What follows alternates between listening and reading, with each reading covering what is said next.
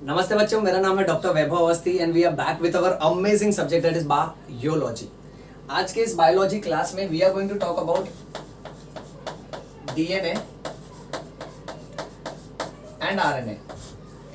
हालांकि बच्चों डीएनए और आरएनए का मैंने सेपरेट लेक्चर, डीएनए का लेक्चर और आरएनए का अलग अलग लेक्चर बना के प्लेलिस्ट में ऑलरेडी पुटअप किया है, बट आज के इस लेक्चर में हम लोग डीएनए का थियोरेटिकल पॉइंट्स और उसके नोट्स को ऑर्गेनाइज करके अच्छे से सारे पॉइंट्स को रिवाइज करेंगे। सो पॉइंट नंबर 1, डीएनए और आरएनए में हमको क्या याद रखना है?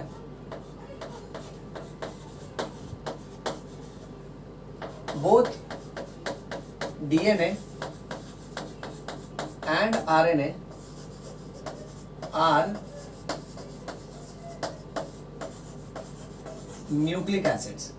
दोनों में Na कॉमन है ना, this is deoxy ribo nucleic acid, this is ribo nucleic acid. So DNA और आरएनए दोनों भी न्यूक्लिक एसिड है, बट ज्यादातर ऑर्गेनिजम्स में ना DNA is acting as a genetic material, यानी डीएनए के बदौलत कैरेक्टर एक पीढ़ी से होते हुए दूसरे पीढ़ी में उतर के आता है। सो यही तो मजाक हो जाता है बायोलॉजी में, जब एक पिता अपने बच्चे को डांटता है और बोलता है भाई तू कितना बेवकूफ है। सो बच्चा बोलता है पापा heredity, transmission of character from one generation to another generation. You get that point right? यानी बच्चा पिता को बोल रहा है उल्टा।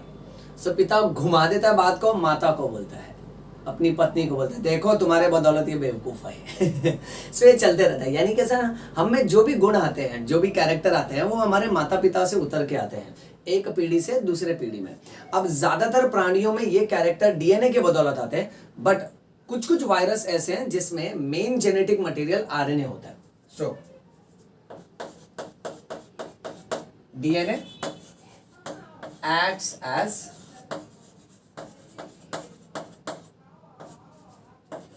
genetic material in most of the organisms, जिसमें से सबसे कॉमनेस्ट एग्जांपल है ह्यूमंस। हम इंसानों में DNA is the main genetic material,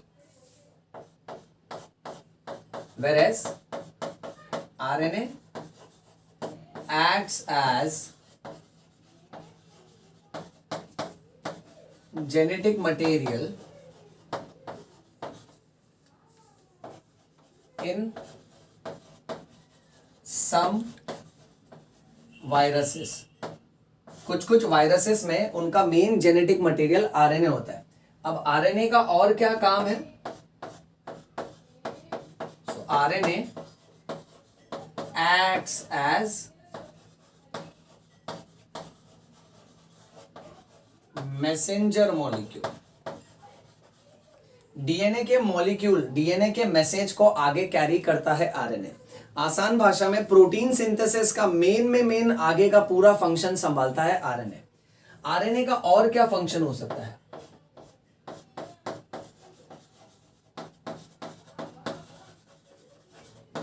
additional role of RNA.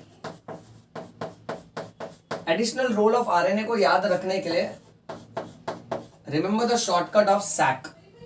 S यानी RNA will act as structural molecule, RNA will act as adapter molecule, and RNA will also act as catalytic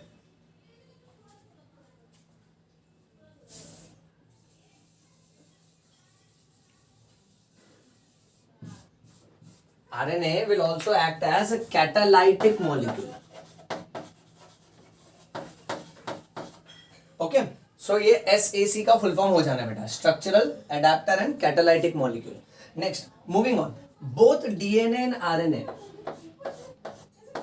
both DNA and RNA both are polynucleotide.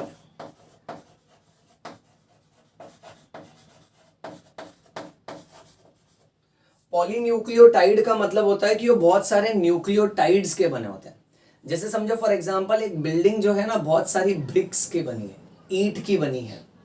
उसी तरह से DNA का एक पट्टी, DNA double stranded होता है, उसका हर एक स्ट्रैंड बहुत सारे न्यूक्लियोटाइड्स का बना होता है। अब न्यूक्लियोटाइड के अंदर क्या क्या आना है हम यहां लिख देते हैं बेटा।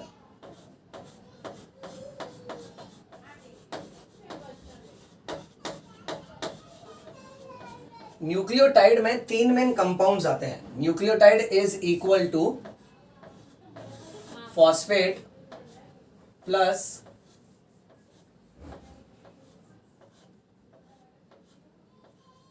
पेंटोज शुगर, 5 कार्बन वाला शुगर, प्लस नाइट्रोजन बेसिस। अब इसमें से है ना फॉस्फेट को निकाल लेते हैं। ओके, अगर फॉस्फेट को आप निकाल लोगे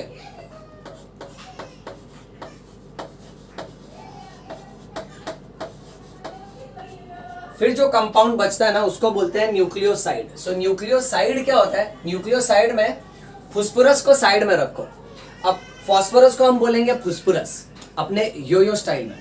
फॉस्फोरस को साइड में रखो। फॉस्फोरस को साइड में क्यों रखो? क्योंकि फुस हो गया। ओके, तो उसको साइड में रखो। अगर फॉस्फोरस को हटा दो और अगर आप सिर्फ पेंटोज शुगर और नाइट्रोजन बेस को गिन रहे हो, डीएनए में सिर्फ अगर इन 2 कंपाउंड्स को गिन रहे हो, आरएनए में अगर सिर्फ इन 2 कंपाउंड्स को गिन रहे हो तो इनको बोलने का न्यूक्लियोसाइड, और अगर तीनों को साथ में गिन रहे हो तो उसको बोलने का न्यूक्लियोटाइड। बच्चों याद रखना, न्यूक्लियोसाइड में फॉस्फोरस को साइड में, ऐसा अपना ट्रिक रहेगा। अब एक इक्वेशन के हिसाब से इसको थोड़ा मैनिपुलेट कर दें हम लोग। सो घुमा के मैं ये भी कह सकता हूं कि भैया न्यूक्लियोसाइड में प्लस फॉस्फेट कर दूं मैं तो ये बन जाएगा nucleotide. Okay, right, moving on next. अब कहानी चलेगी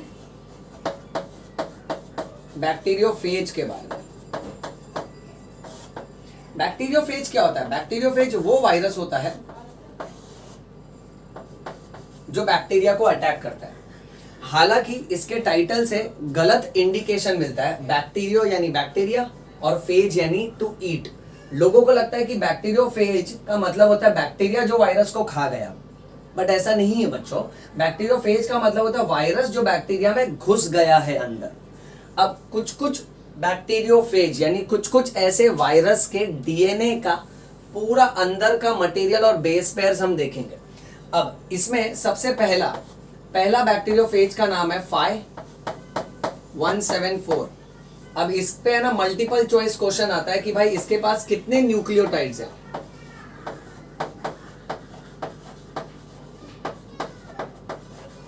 सो इसके पास 5386 न्यूक्लियोटाइड्स हैं। नेक्स्ट, फिर दूसरा एक बैक्टीरियोफेज है जिसका नाम है bacteriophage lambda. Okay, bacteriophage lambda के पास 48,502 बेस पेयर्स हैं। इतना अच्छे से याद रखना। फिर तीसरी बात करेंगे एक बैक्टीरिया की जिसका नाम है ई कोलाई।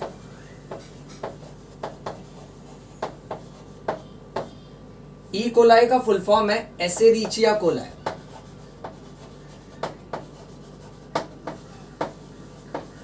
एसेरिचिया कोलाई। एसेरिचिया कोलाई नाम के बैक्टीरिया के पास 4.6 इंटू 10⁶ बेस पेयर्स हैं। इतना याद रखना। नेक्स्ट,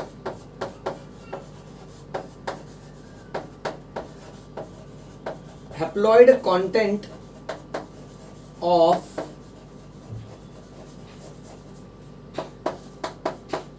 ह्यूमन डीएनए कंटेन्स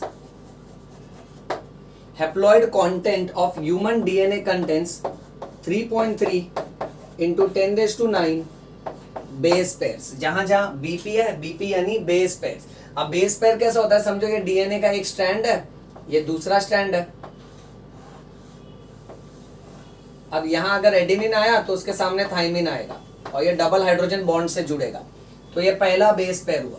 फिर अगर यहाँ ग्वानिन आया तो यहाँ साइटोसिन आएगा, ये ट्रिपल हाइड्रोजन बॉन्ड से जुड़ेगा, ये दूसरा बेस पेयर हुआ। सो ई कोलाई में ऐसा 4.6 इंटू 10⁶ बेस पेयर है और इंसान के हैप्लॉइड कंटेंट में 3.3 इंटू 10⁹ बेस पेयर है। अब बच्चों इसको हम याद कैसे करें, तो इसको ऐसे याद रख लो। ओके, 4.6, सो यही 6 पावर में ले लेना, और 3.3, 3 मल्टीप्लाइड बाय 3 9, सो उसको पावर में ले लेना। सो ये हमारा ट्रिक रहेगा, ठीक है। चलो इसका स्क्रीनशॉट ले लो।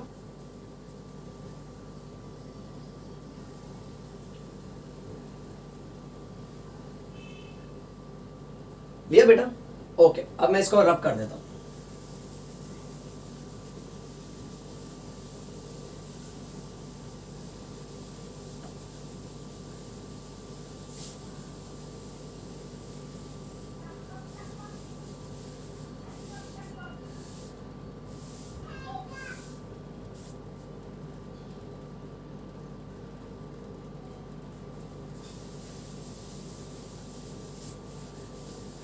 इस लेक्चर में हम लोग सारे के सारे डीएनए से रिलेटेड इंपॉर्टेंट पॉइंट्स कवर करने वाले हैं। ओके, एक एक पॉइंट इस तरह से कवर करेंगे कि तुमको फिर उसके बाद किसी भी नोट्स को देखने की जरूरत नहीं पड़ेगी।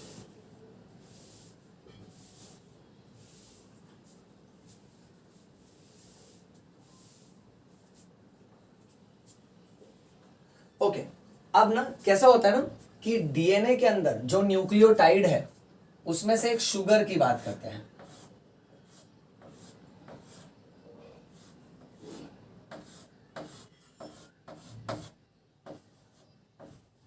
यह है पेंटोज शुगर,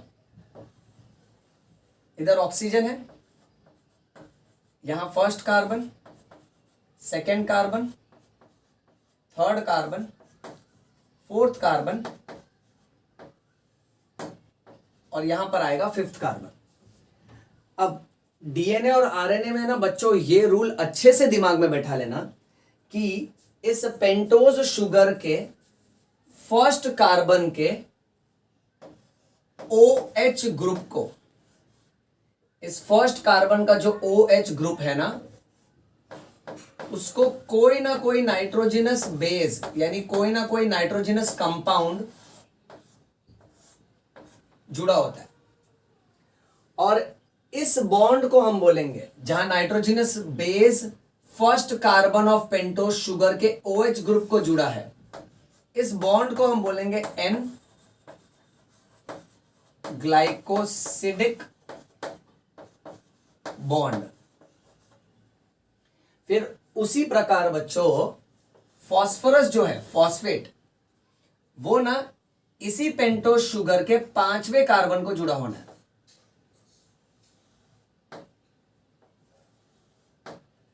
इस बॉन्ड को हम बोलेंगे फॉस्फो ईस्टर बॉन्ड, और यही फॉस्फोरस तीसरे कार्बन को भी जुड़ा होता है, तो फॉस्फो डाई ईस्टर बॉन्ड बनता है। कैसे, वो मैं तुमको दिखाता हूं। अभी फिलहाल सिर्फ इतना याद रखना कि पहले कार्बन पे जब नाइट्रोजिनस बेस OH ग्रुप को जुड़ता है that is N glycosidic bond, और फॉस्फोरस जो 5वें कार्बन को जुड़ता है that is phospho ester bond. Okay, इसका डेफिनेशन लिख लेते हैं।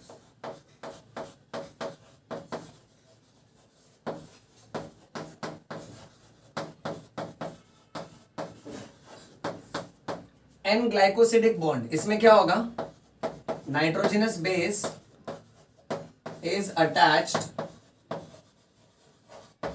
टू OH ग्रुप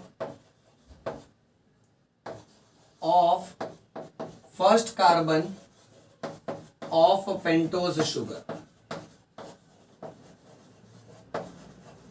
ओके, तो शुगर और नाइट्रोजिनस बेस ये दोनों एक दूसरे से जुड़े हैं N ग्लाइकोसिडिक बॉन्ड के द्वारा, और भूलना नहीं है कि जब भी ये पेंटोज शुगर, जब भी ये पेंटोज शुगर और नाइट्रोजिनस बेस साथ में आ जाएंगे तो इसको मिलाकर हम बोलते हैं न्यूक्लियोसाइड। अब ऐसे ही कुछ न्यूक्लियोसाइड के एग्जाम्पल हम पढ़ लेते हैं। आरएनए में कौन से न्यूक्लियोसाइड है, तो आरएनए में होगा एडिनोसिन, ग्वानोसिन, यूरिडिन, और थाइमिडिन। ओके, सो आरएनए में कैसा है, एडेनिन होगा, ग्वानिन होगा, यूरासिल होगा और थाइमिन होगा। Okay right, so basically what you will find is adenosine, guanosine, uridine and हाँ थाइमिडिन नहीं होगा,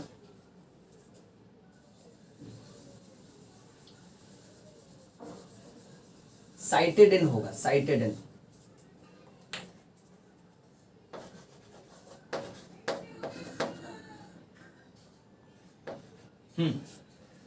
वैसे डीएनए में ना अब इसके आगे डीऑक्सी लगा दो बेटा, so you will find deoxy adenosine, deoxy guanosine, deoxy thymidine and last is deoxy cytidine. यानी बात ऐसी है बच्चों कि आरएनए में एडेनिन और शुगर जब जुड़ेगा ना तो उसको एडिनोसाइन बोलने का,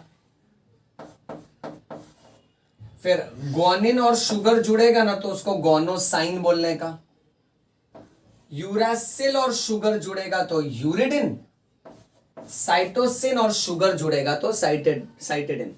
अच्छा, उसी तरह से डीएनए में क्या है ना, यूरासिल के बदले थाइमिन होता है, सो थाइमिन जुड़ेगा तो डीऑक्सीथाइमिडिन,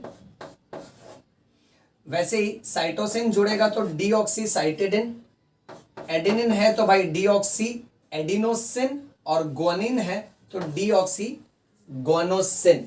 अब पहला सिन सिन, फिर डिन डिन, यूरिडिन और साइटिडिन, इतना याद रखना अच्छे से। ओके, तो ये सब के सब किसके एग्जाम्पल है, ये सब के सब न्यूक्लियोसाइड के एग्जाम्पल है, जहां पे नाइट्रोजिनस कंपाउंड जो है ना शुगर से जुड़ रहा है तो उसका नया नाम है। सो एडेनिन और शुगर जुड़ेगा तो एडिनोसाइन कहलाएगा आरएनए में, और वही डीएनए में डीऑक्सी एडिनोसाइन कहलाएगा।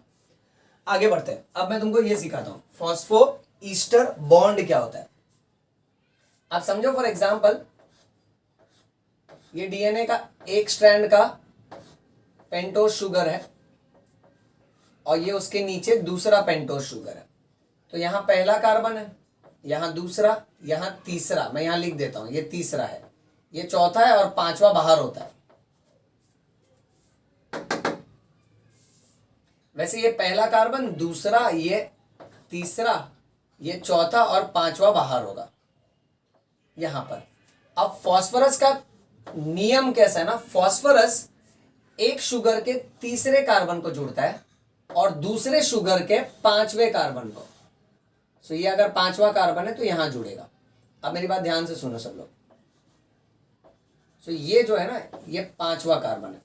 सो फॉस्फोरस का ये वाला बॉन्ड, ये फॉस्फो ईस्टर लिंकेज है और ये भी है फॉस्फो ईस्टर लिंकेज, और क्योंकि दो बॉन्ड हो गए इसलिए इसको बोलते हैं फॉस्फो डाई ईस्टर लिंकेज। अब यहां हम लोग लिख देते हैं फॉस्फोरस जॉइंस, पहले ये डिस्क्राइब कर लेते हैं। Phosphorus joins third carbon of pentose sugar, और इस बॉन्ड को बोलते हैं फॉस्फो ईस्टर बॉन्ड।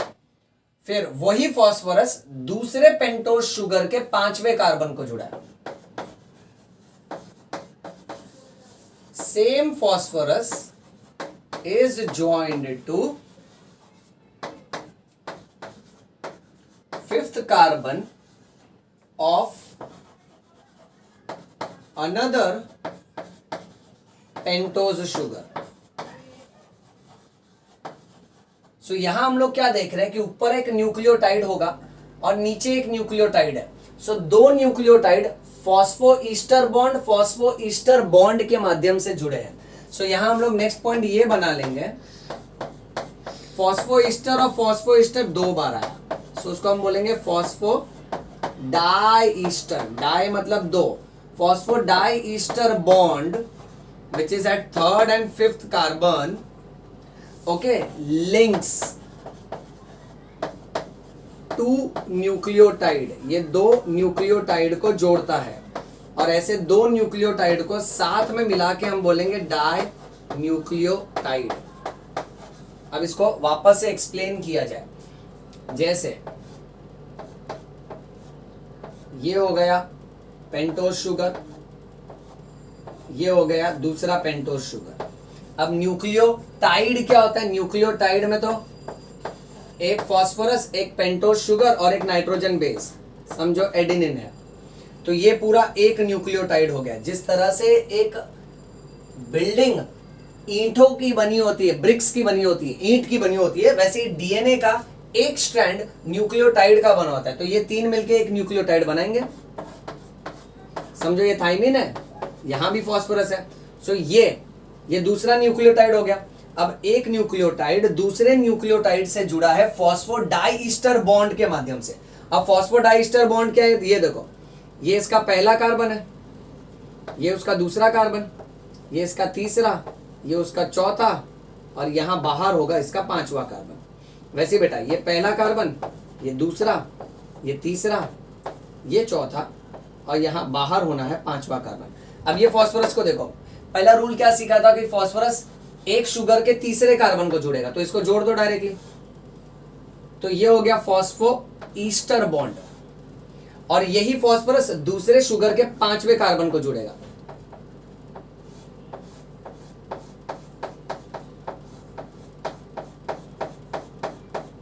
सो ये हो गया दूसरा फॉस्फो ईस्टर बॉन्ड। अब एक और दो, इसको हम बोलेंगे फॉस्फो डाई ईस्टर बॉन्ड, जो कि दो न्यूक्लियोटाइड को साथ में जोड़े रखा है, और ये दोनों न्यूक्लियोटाइड को साथ में मिलाकर बोलना बेटा डाई न्यूक्लियोटाइड। अच्छा, ये नाइट्रोजनस बेस इस शुगर के साथ जुड़ा है एन ग्लाइकोसिडिक बॉन्ड के द्वारा, ओके, और ये फास्फोरस पांचवें कार्बन को जुड़ा है फॉस्फो ईस्टर बॉन्ड के द्वारा। पर दो न्यूक्लियोटाइड में बात करेंगे तो एक फॉस्फो ईस्टर बॉन्ड ऊपर और एक नीचे, तब बोलेंगे फॉस्फो डाई ईस्टर बॉन्ड। ये समझा बेटा? चलो इसका स्क्रीनशॉट ले लो।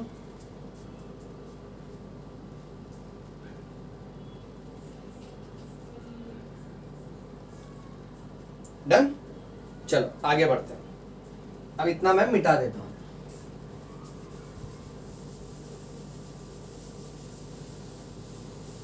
अब जैसे ये डाई न्यूक्लियोटाइड हुआ है, वैसे ही अगर बेटा ये बहुत सारा रहा तो इसको हम बोलेंगे polynucleotide.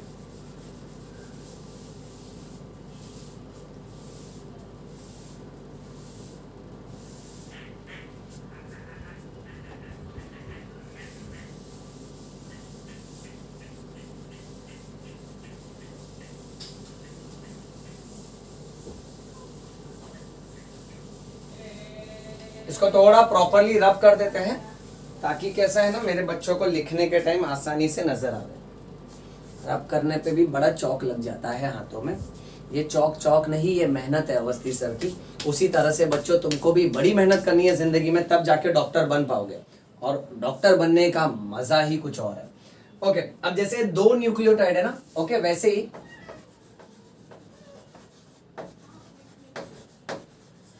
many nucleotides together is called polynucleotide।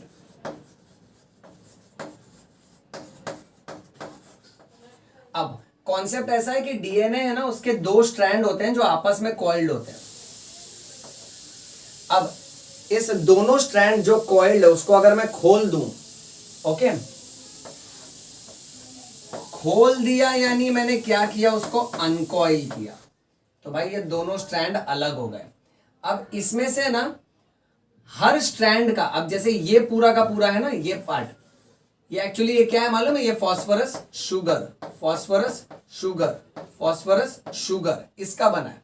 वैसे ये स्ट्रैंड ना phosphorus sugar, phosphorus sugar, phosphorus sugar, इसका बना है ये स्ट्रैंड।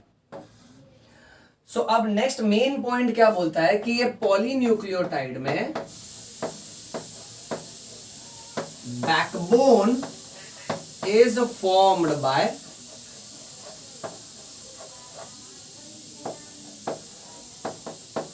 Sugar phosphate bond.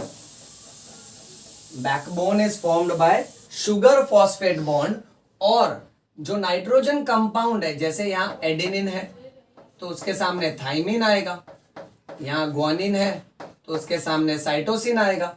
सो ये दोनों भी स्ट्रैंड है, ये दोनों स्ट्रैंड जो है ना ये शुगर फॉस्फेट के बने हैं, और नाइट्रोजन कंपाउंड्स वो दोनों बैकबोन से अंदर की तरफ प्रोजेक्ट करता है। अब बैकबोन जैसे हमारी रीढ़ की हड्डी हो गई, ओके, रीढ़ की हड्डी कैसे अलग अलग वर्टिब्रल बोन्स की बनी है, उसी तरह से ये जो डीएनए का पूरा बैकबोन है ना ये शुगर फॉस्फेट का बना है, बहुत इंपॉर्टेंट। ओके, सो ये दोनों स्ट्रैंड जो लपेटते हैं। अब डीएनए कैसे हो गया ना, water tank which is placed at a height, पानी की टांकी नहीं होती है ऊंचाई पे, अब उसकी सीढ़ी कैसे घूम के जाती है।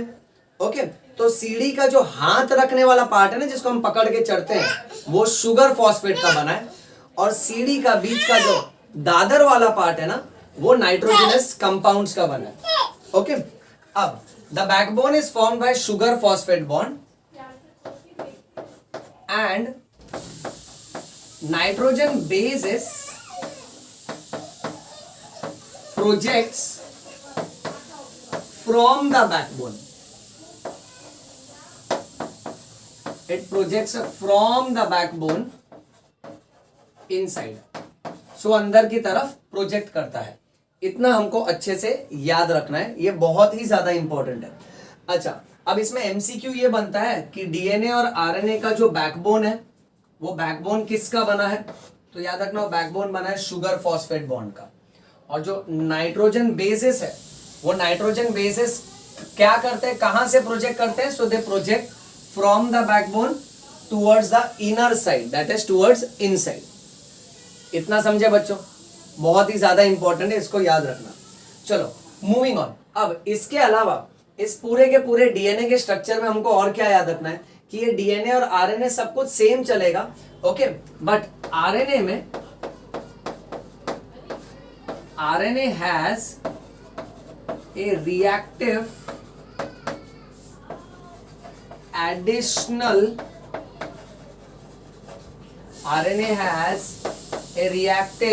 additional OH group in the ribose. So RNA में जो राइबोज शुगर है ना उसके पास एक एडिशनल OH ग्रुप है, वो भी कौन से कार्बन पे, सेकेंड कार्बन पे। बहुत ही ज्यादा इंपॉर्टेंट है, याद रखो। फिर तुमको है ना मल्टीपल चॉइस क्वेश्चन के अनुसार ये भी याद रखना है बेटा कि डीएनए और आरएनए में ओके एक मेन डिफरेंस है यूरासिल नाम के कंपाउंड का, जो कि सिर्फ आरएनए में होता है। Uracil is present in RNA instead of thiamine,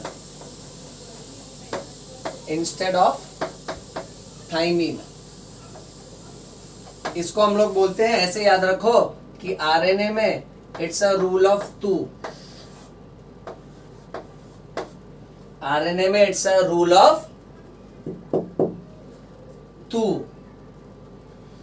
मेरे को तू मत बोल, मेरे को आप बोलने का, गुरु का सम्मान किया करो, वेरी इंपॉर्टेंट। ओके राइट, हाँ, टेक्निक के हिसाब से तू का मतलब होता है thymine is replaced by uracil. RNA में थाइमीन नहीं होता है, थाइमीन के बजाय यूरासिल नाम का कंपाउंड होता है। नाउ ये जो यूरासिल है इसका दूसरा नाम है 5-methyl थाइमीन।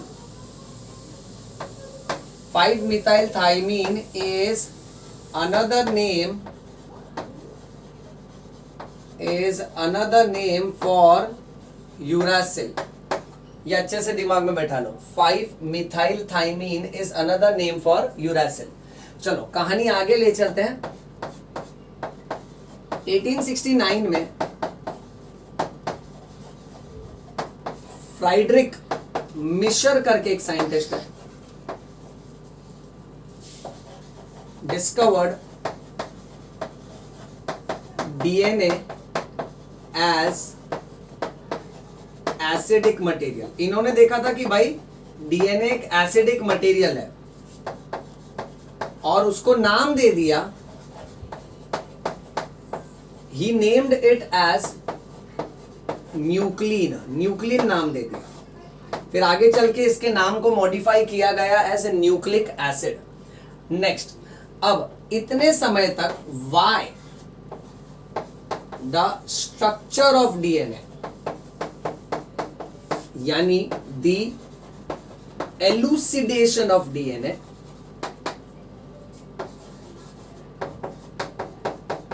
एलुसिडेशन यानी detailed explanation the detailed explanation of DNA was elusive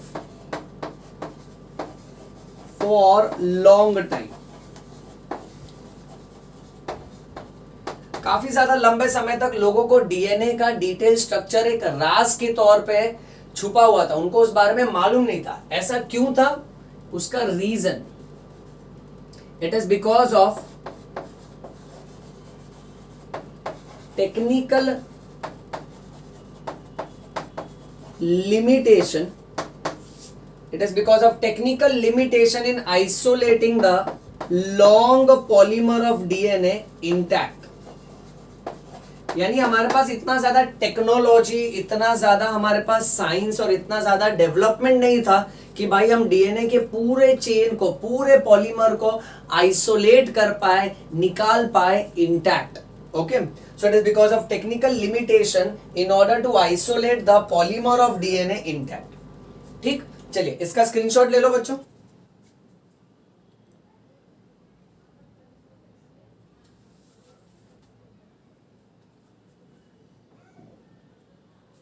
done, alright, चलो आगे बढ़े, इसको मिटा देते हैं।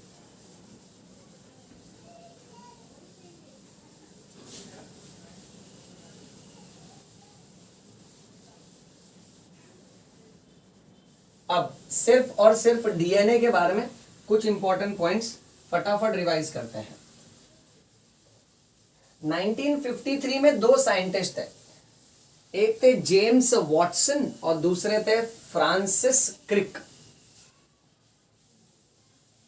इन्होंने डीएनए के बारे में ढूंढा था। कौन से साल की कहानी बोल रहे हैं Awasthi sir?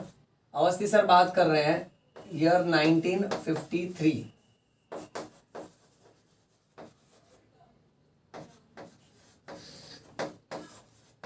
where we are talking about discovery of DNA. So there was this scientist called as James Watson and Francis Crick. अब ये दोनों ने ना, okay, with the help of X-ray diffraction data, with the help of X-ray diffraction data of Morris Wilkins and Rosalind Franklin,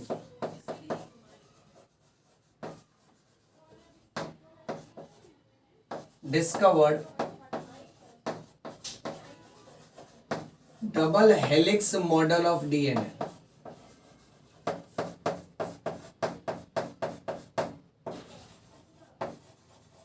मेरी बात ध्यान से सुना, देखो वॉटसन और क्रिक जो थे ना, वो लोग ने विल्किन और फ्रैंकलिन ने ऑलरेडी एक्सरे डिफ्रैक्शन डेटा की मदद से डीएनए के बारे में डिस्क्राइब किया था। उस डेटा की मदद से वॉटसन और क्रिक ने डीएनए का पूरा डबल हेलिक्स मॉडल डिस्क्राइब किया। इन्होंने विश्व को पहली बार बताया कि भाई डीएनए दो पट्टी का बना है, दो स्ट्रैंड्स का बना है और दोनों स्ट्रैंड्स आपस में कॉइल्ड है। Okay,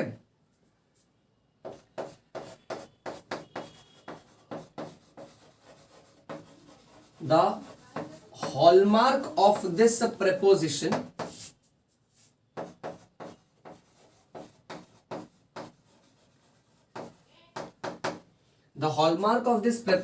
was base pairing between two strands which were nothing but polynucleotides। यानी the hallmark of this preposition, यानी इनके डिस्कवरी की सबसे अहम बात यह थी कि डीएनए के जो दो स्ट्रैंड्स हैं जो दो स्ट्रैंड्स है ना वो आपस में बेस पेयरिंग करते थे, आपस में लिंक्ड थे, एक दूसरे से जुड़े थे। और ये लिंकिंग के बारे में इनको आइडिया किससे आया? इनको आइडिया आया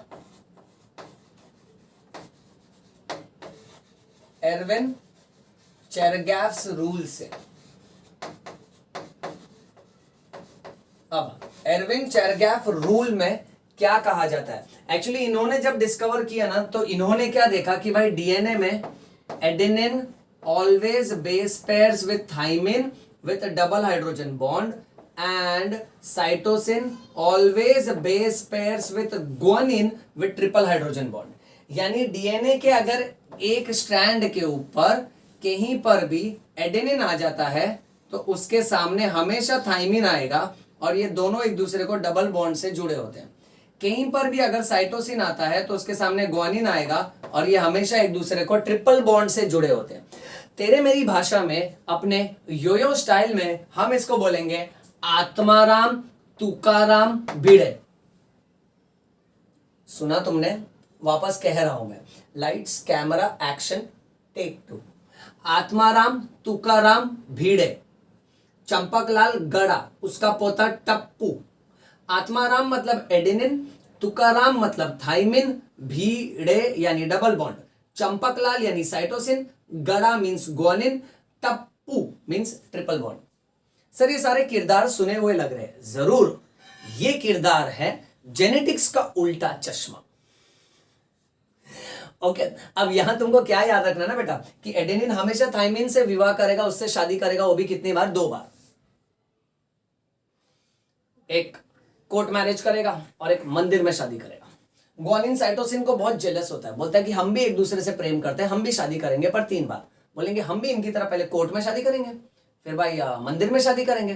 फिर इनको बोलते हैं भाई तुमने कोर्ट में शादी कर लिया, मंदिर में शादी कर लिया, तुमने हॉल में शादी नहीं किया, हम हॉल में भी शादी करेंगे। ओके सो यहाँ इनका जो बॉन्ड होगा ना वो ट्रिपल हाइड्रोजन बॉन्ड से जुड़ा है, ये याद रखना।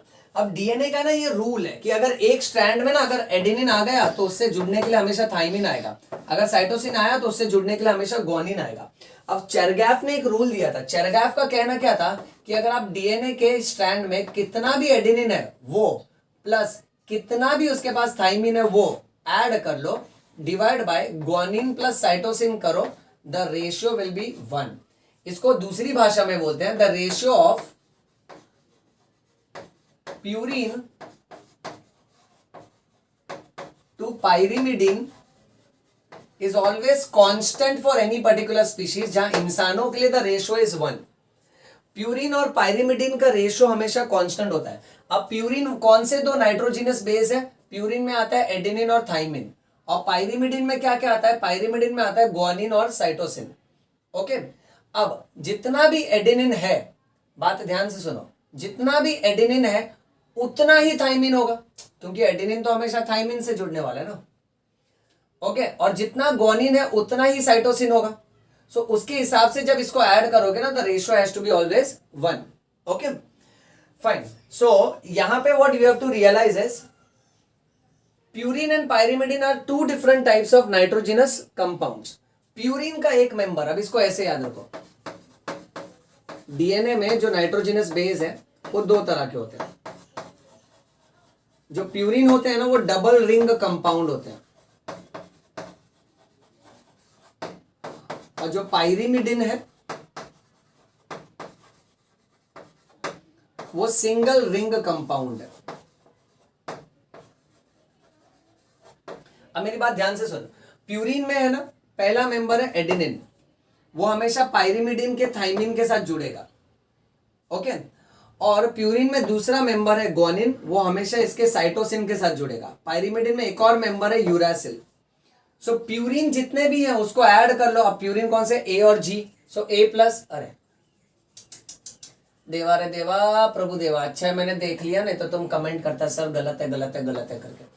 एडेनिन और ग्वानिन को जोड़ लो और यहां नीचे थाइमिन और साइटोसिन को जोड़ लो। अब ये दोनों को ऐड करोगे, समझो किसी डीएनए में 50 थाइमिन है और साइटोसिन समझो फॉर एग्जांपल 30 है।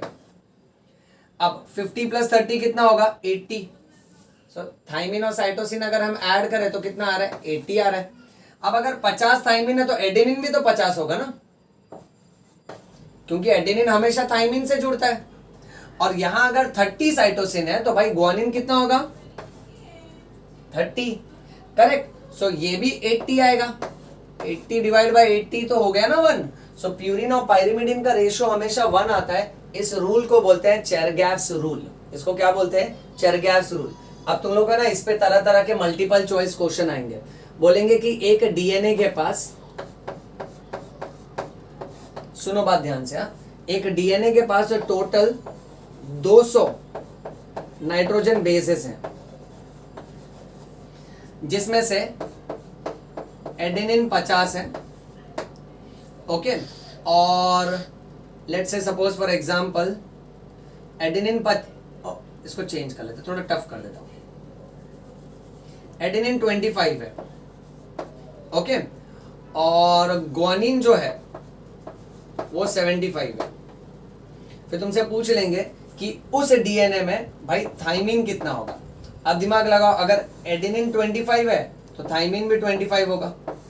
अगर पूछ लिया उसमें साइटोसिन कितना होगा, तो ग्वानिन अगर 75 है तो साइटोसिन भी 75 होगा, करेक्ट है, ओके।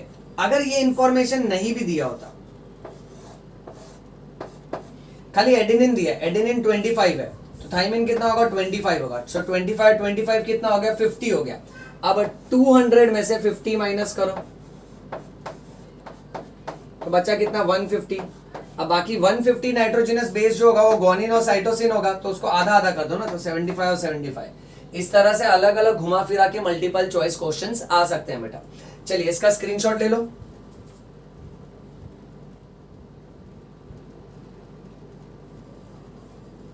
Done, okay. अब लास्ट वाला पार्ट है, ध्यान देना बेटा।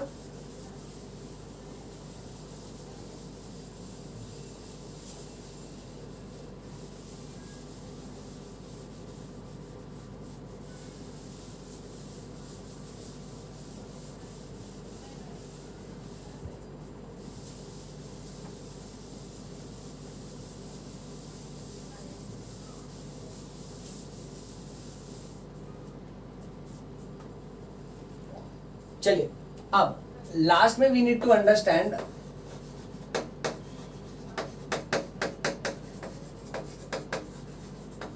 Salient features of DNA. Salient features of DNA में सबसे पहली बात है, डीएनए की खास बात क्या है कि भाई डीएनए डबल हेलिक्स मॉडल है, ओके।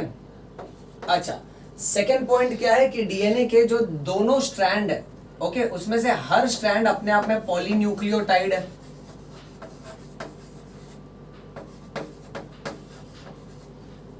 तो हम ये बोल सकते हैं कि it is made up of 2 polynucleotide strands. ये दोनों पॉलीन्यूक्लियोटाइड स्ट्रैंड में बैकबोन किसका बना है, मल्टीपल चॉइस में आएगा। तो भाई इनका बैकबोन जो बना है वो बना है शुगर फॉस्फेट बॉन्ड का। और नाइट्रोजन बेस कहां है इनमें, सो नाइट्रोजन बेस प्रोजेक्ट करता है,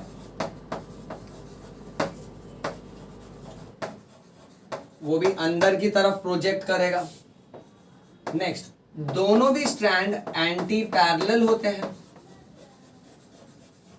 एंटी पैरेलल यानी अगर एक स्ट्रैंड 3' to 5' डायरेक्शन में जा रहा है, सो दूसरा स्ट्रैंड 5' to 3' डायरेक्शन में जाएगा। सो एंटी पैरेलल का मतलब होता है both strands are travelling in opposite direction, ये याद रखना। Next, base pairing in DNA is always complementary. यानी आत्माराम, तुकाराम भिड़े, चंपकलाल गड़ा, उसका पोता टप्पू, ये हमेशा इस अंदाज में ही जुड़ेंगे। एडेनिन हमेशा थाइमिन से जुड़ेगा with double weak hydrogen bond, cytosine जुड़ेगा ग्वानिन से with always a triple weak hydrogen bond. ये अच्छे से दिमाग में बैठा लो सब लोग, okay. Moving on, next point number 6। पॉइंट नंबर 6 ये बोलता है कि डीएनए में एक स्पाइरल,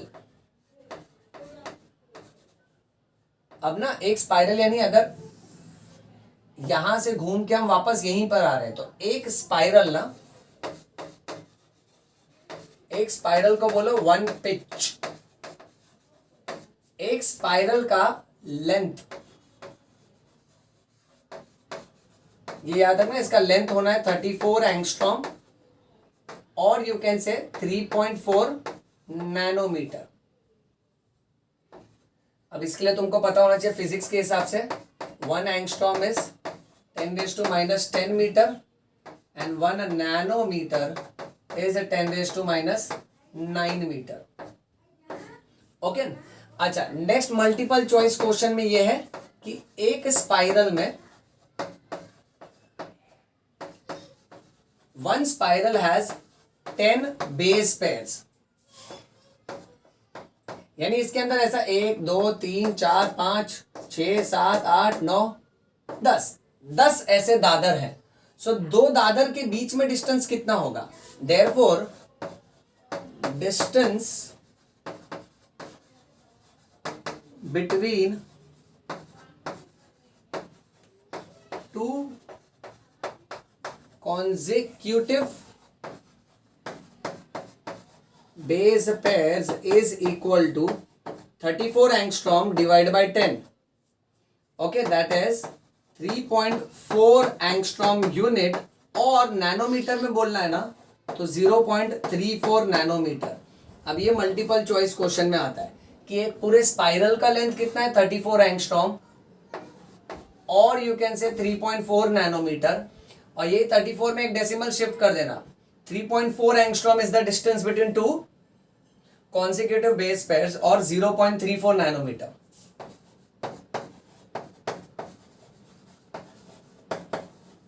डीएनए का डायमीटर, अब मेरी बात ध्यान से सुनो सब लोग।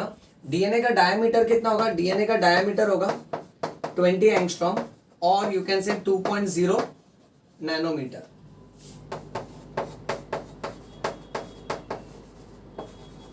Pitch angle of DNA is 36 degree.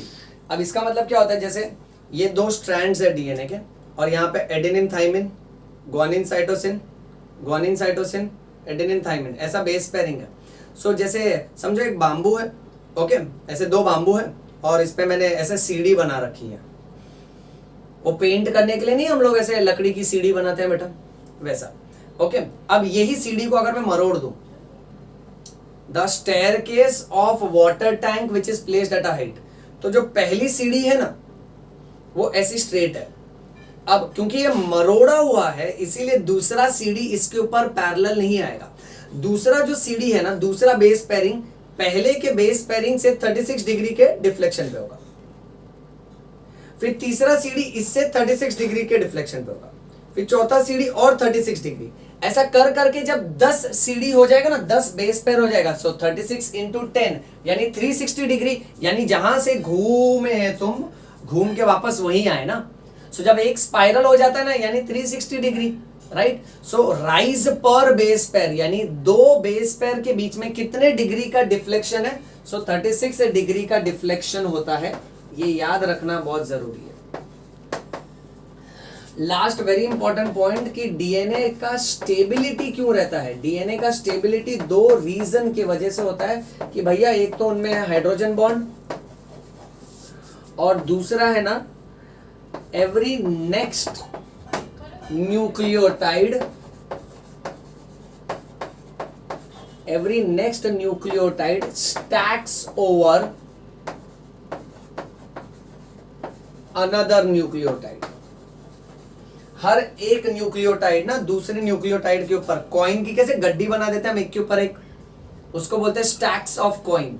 Okay, सो एक न्यूक्लियोटाइड उसके ऊपर ही दूसरा न्यूक्लियोटाइड थोड़ा 36 डिग्री के डिफ्लेक्शन में, फिर 36 डिग्री के डिफ्लेक्शन में, तो एक के ऊपर एक गड्डी की तरह। इसलिए डीएनए का स्टेबिलिटी मेंटेन रहता है। और तो और ये adenine thymine, guanine cytosine hydrogen bonds के द्वारा जुड़े। अच्छा, एक और बात, चैरगैप्स रूल में ना, चैरगैप्स रूल को अगर हम लोग यूं लिखें a plus T upon G plus C is equal to 1, so ये भी सही रहेगा बेटा। सो अगर हम बोलते हैं ratio of purine to pyrimidine वो भी चलेगा, और अगर ऐसा दिखा एनसीईआरटी टेक्स्ट बुक में, probably you will find this. So ये भी सही कैसे निकलेगा मालूम है, क्योंकि यहाँ पे what you will find is कि जितना भी एडेनिन और थाइमिन मिला के है ना, उतना ही ग्वानिन और साइटोसिन मिला के होगा। Okay, so the ratio will always remain 1। इतना तुमको याद रखना है बेटा। चलो अब इसका स्क्रीनशॉट ले लो।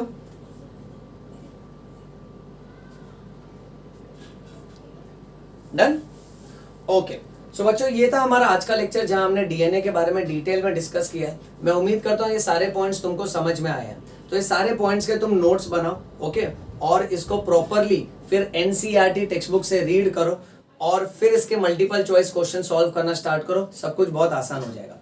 तब तक मन लगा के पढ़ते रहिए और भूलिएगा नहीं, रीड बायो, ब्लीड बायो, यो यो बायो।